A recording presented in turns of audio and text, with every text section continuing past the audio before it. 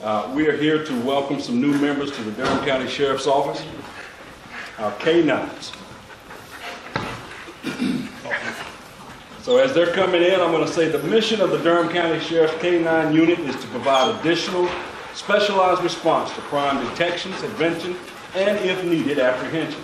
Today I am honored to welcome 5 brand new members joining 3 others to take the oath of honor, duty, and service.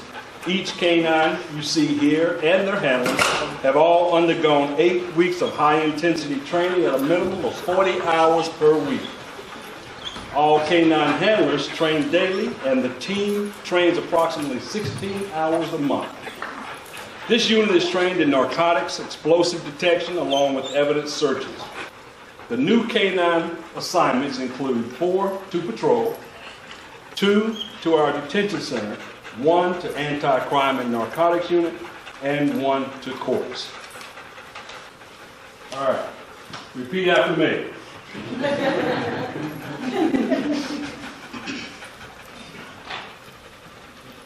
I. Mark your name. Do solemnly swear and affirm that I will support and maintain the Constitution and laws of the state of North Carolina, the United States Constitution, not inconsistent with the commands of my handler, and the Constitution and laws of this state, discharge my duties as a K-9 officer with the Durham County Sheriff's Office. So help me God. All right. I do solemnly and sincerely swear that I will support the Constitution of the United States, that I will faithfully and bear allegiance, wait your turn, to North Carolina and the constitutional powers and authorities which are or may be established for the government thereof, and that I will endeavor to support and maintain and defend the Constitution of said state, not inconsistent with the Constitution of the United States, to the best of my knowledge, abilities, and the commands of my handler, so help me God. It's a little boring. Thank you. And I State your name. do solemnly swear and affirm that I will be alert and vigilant to enforce criminal laws of the state, and that I will not be influenced in any manner on account of treats or belly rubbing. That I will faithfully and impartially execute the duties of my office as a K-9 according to the best of my skills, abilities, and judgment, and the commands of my handler, so help me God. One more. Thank you. Corporal Potts, K-9 Ronnie, Belgian Malawar. I've always loved working with the dogs and wanted to be part of the K-9 handler process and get approved for it. And luckily this year in July I was. Like I said, I love working with the animals. I love what they can do. And it's always got to partner with you. We trained on apprehension. We trained on tracking. We trained on article searches. And we trained on all types of drugs out there. They're very useful asset that you need in this type of line of work for the drug part of it, for the apprehension part of it, finding missing people, article searches that we could not see at times. The dog's nose are 10,000 times stronger than ours. They can locate items. He gives me a passive alert. He'll either stare at it or he'll have a stare and a sit at the same time, and that's when I reward him. And how do you reward him? I'll give him his toy. But when he's not playing, he's working. He gets in a drive mode. He really likes to please me and himself.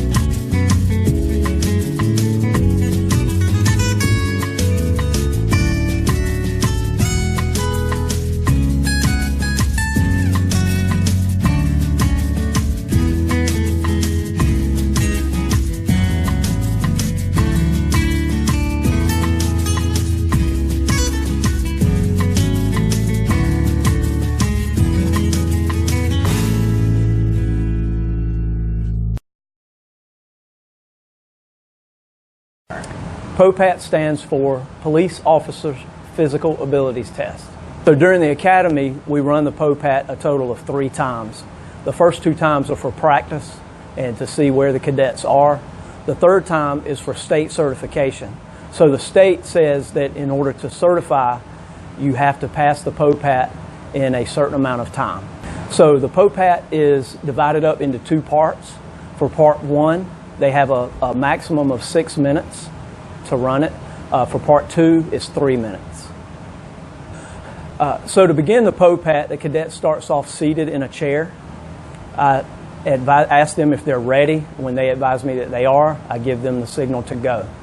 They leave the chair and they run a distance of 40 feet around a cone, come back to the chair, and they do that 2 times. Once they have completed that, they go through a set of obstacles. The first obstacle is a 4-foot broad jump that they have to clear the lines. They next negotiate a 4-foot tall fence that they go over. After that, they go through a low crawl and they go around another cone. The obstacle course part is 60 feet long from start to finish. Once they go around that cone, they come to do what we call a bag roll. A bag roll is a 100-pound MMA-style dummy. They straddle the dummy on the mat. They roll once to their right, once back to their left. That constitutes 1 roll. They have to complete 3 of these. From that point, they move on to the push-up section. They have to complete 20 military-style push-ups at that point with their chin touching a 4-inch block each time. Once they've completed that set of 20 push-ups, they come back to the roll drill again, complete 3 more sets of roll drill. They leave there, they go back through the obstacles, the broad jump, the fence, the low crawl, and around the cone. From that point, they proceed down to a step box and they complete 30 steps. They go back to the roll drill again, complete 3 more bag rolls. They do another set of 20 push-ups, and then they do 3 more roll drills again to complete their time.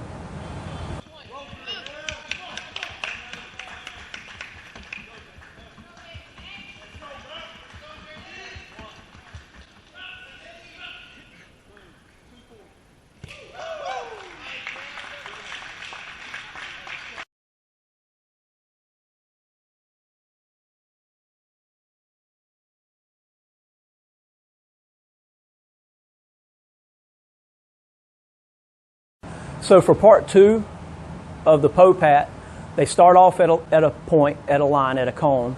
They run 50 feet down to another cone and back, and they do that 2 times.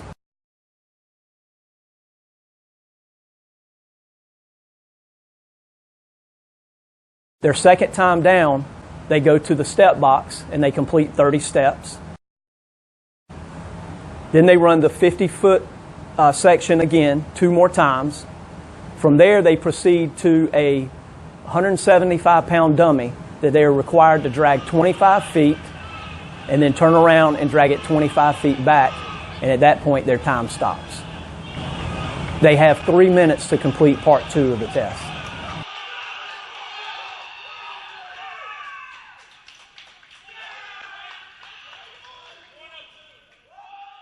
So the best way to train to successfully complete the POPAT is to do a lot of running, get yourself out of breath, so run short distances but fast, and then stop and do as many push-ups as you can, and repeat that process over and over again. I found that that is the best way to specifically train for this test. To anybody that's coming, to just prepare themselves mentally and physically to be a part of our academy.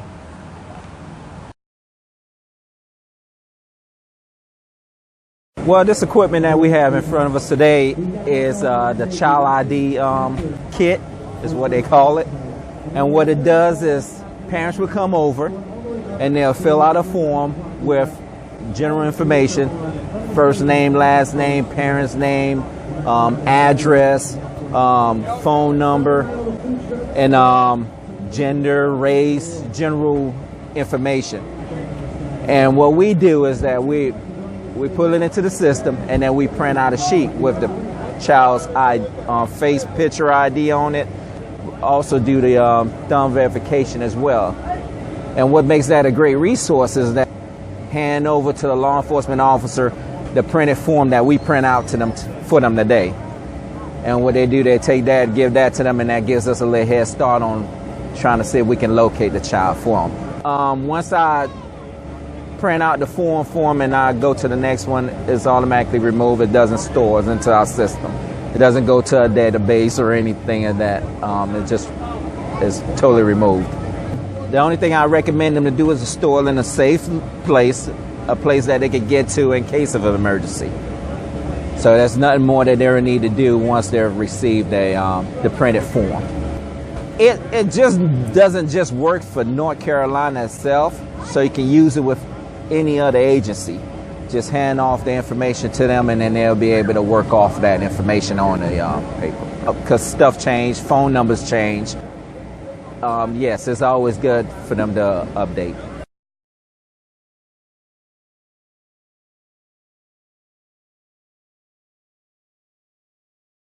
We wish you a Merry Christmas. We wish you a Merry Christmas. Linda. Hey! What are you doing? It's not even Thanksgiving. It's Christmas in Walmart. Don't worry, I got you a hat too. Hey guys, Mel and Coda here. And we're here with your pet safety announcements for the holidays. So today we're going to talk to you about your pets and bites. We're going to talk to you about some Thanksgiving tips. Obviously, we're going to talk to you about some Christmas tips. And we're going to talk to you about cold weather tips. So to start off, holidays normally bring a lot of foot traffic. Normally brings a lot of visitors, a lot of people that your pets may not be super familiar with. Like Santa? I know him. Like Santa. So, because of that, sometimes your pets may act out, they may feel scared, and they may bite somebody. In order to prevent that from happening, we want you to make sure that your pet feels like it has a safe place to go to when you have visitors in your house. That can be a different room, it can be a crate, it can be the garage if it has to be, but just make sure that your pet feels like it has somewhere safe to go.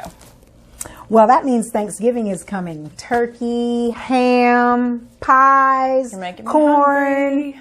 more pies. I'm so hungry right now. So with Thanksgiving, sometimes we want to share those festivities with our pets. So while we're enjoying all those foods, we want you to remember that some of those foods that we enjoy can be toxic and fatal to our pets. You might not even know, like avocados, olives, onions. So the safest thing to do is not to share your table food with your pets. If you want to share festivities with your pets, we suggest that you get pet-friendly treats. Otherwise, leave the table food on your table, especially things like the chocolate that you love so much. Make sure you keep the desserts and all of the foods that we enjoy out of your pet's reach. What about for Christmas? I love Christmas.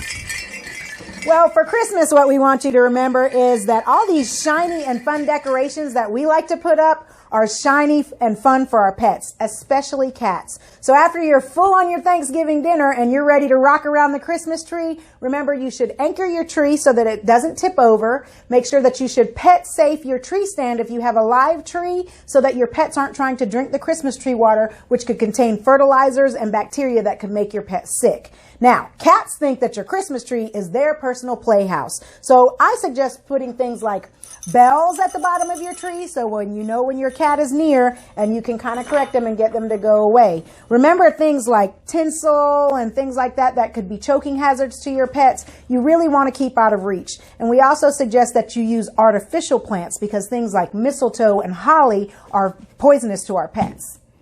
After Christmas comes New Year's. Yes, 2020. And with New Year's comes fireworks, poppers, and sometimes gunshots. And food.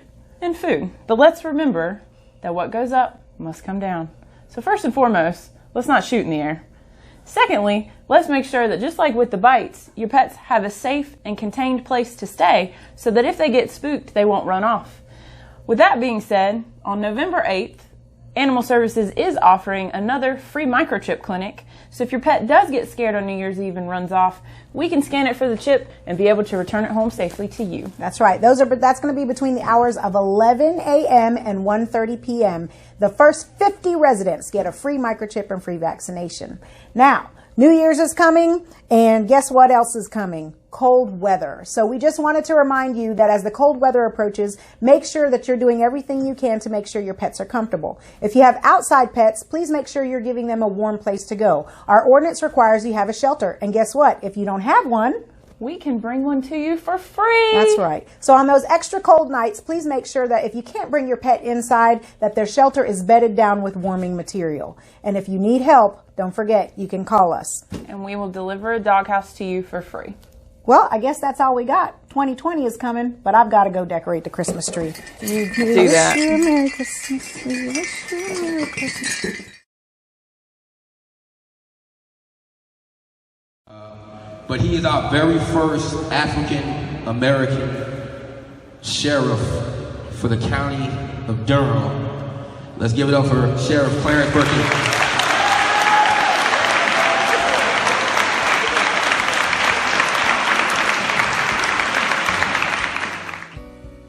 Sheriff Burkhead joined Durham County District Attorney Satana DeBerry at a student town hall before more than 200 students at the School of Creative Studies on Red Mill Road. The sheriff answered student questions, everything from law enforcement, the criminal justice system, and the school resource officer program. This was the second town hall at the Creative Studies School this year, and Sheriff Burkhead answered even more questions after the event.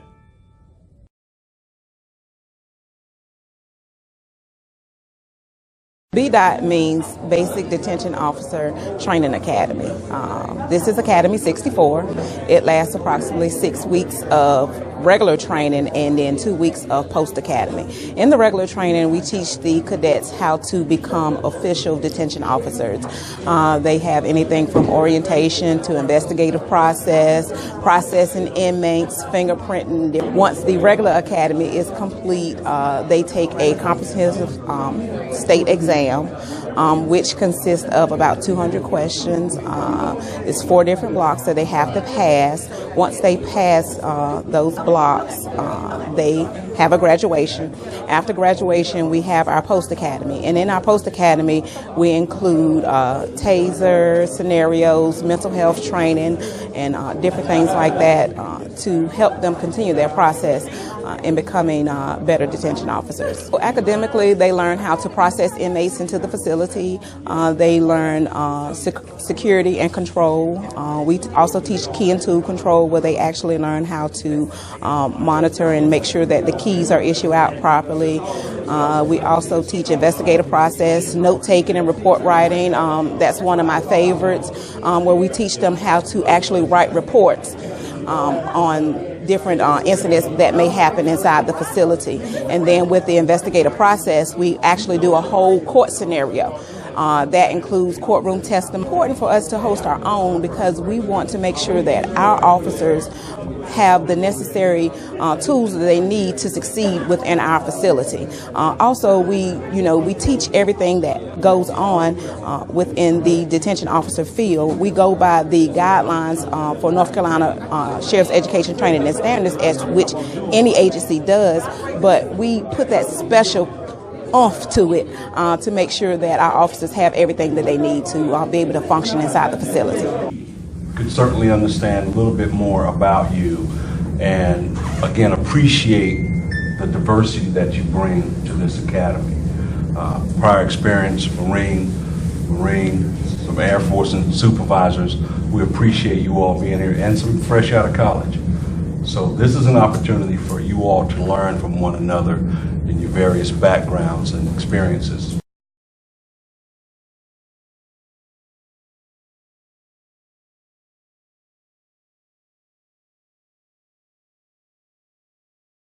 And for the last 5 years, what we've done is we've put together a great group of collaborative partners from NC State School of Vet, the NC State Zoology Club, the APS of Durham, and the Public Health of Durham. And everybody volunteers, and we come out and try to get as many animals vaccinated and for the rabies vaccination, as well as giving away free microchip, so that if their animals ever get out of their homes, we can help identify them to return them into the home. Well, it's for health purposes more than anything. You know, if an animal was to be bite somebody, you know, if they don't have that rabies vaccination, they could have to go a quarantine at the APS of Durham, or you know, it's just moral health in case they get entangled with a wild animal, you know, and heaven forbid would contract the rabies virus, which is a deadly virus. Microchipping is huge for the sheriff's office. We've been pushing that for the last couple years. It really helps us to, if we locate a dog in the field or a cat in the field, then we're able to check and see if it's got a microchip in the field, and if we can, if it does have a microchip, then we can go ahead and contact the owner and take the animal back to the owner instead of taking it to the shelter. And just a quicker reunification process for the animals. It's less stress on the animals, and it helps save the owners some money instead of having to pay for boarding fees and all that other stuff at the APS. We adopt out all domestic animals, from your cats, dogs. We have corn snakes, ball pythons that we can adopt out, rats. We actually have 24 rats available for adoption right now, guinea pigs. So just come down to the shelter. We're always having specials as well. Come out to the shelter and adopt. Perfect. All right, if they're looking for a free microchip, they can come by our office. Usually once a month we hold a free microchip day, and then on every Tuesday and every Thursday, we offer a low-cost rabies vaccination. It's $10, and you can come by our office on any Tuesday or Thursday and get your animal vaccinated that way. There are resources out there. You can always come to the APS of Durham, or go on our website, and we can give you resources that you would need for your animals. I guess the biggest thing is you know, it's a great event that the sheriff's office kind of always coordinates, but it really wouldn't be possible without all the collaborative partners coming together.